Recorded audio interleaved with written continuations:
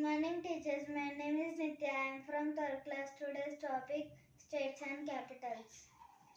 Andhra Pradesh, Amravati, Arunachal Pradesh, Itanagar, Assam, Dispur, Bihar, Patna, Chhattisgarh, Raipur, Goa, Panaji, Gujarat, Gandhinagar, Haryana, Chandigarh, Himachal Pradesh, Shimla, Jharkhand, Ranchi, Karnataka, Bengaluru, Kerala, Thiruvananthapuram, Madhya Pradesh, Bhopal, Maharashtra, Mumbai, Manipur, Impal, Meghalaya, Shillong, Mizoram as well, Nagaland, Kohima, Odisha,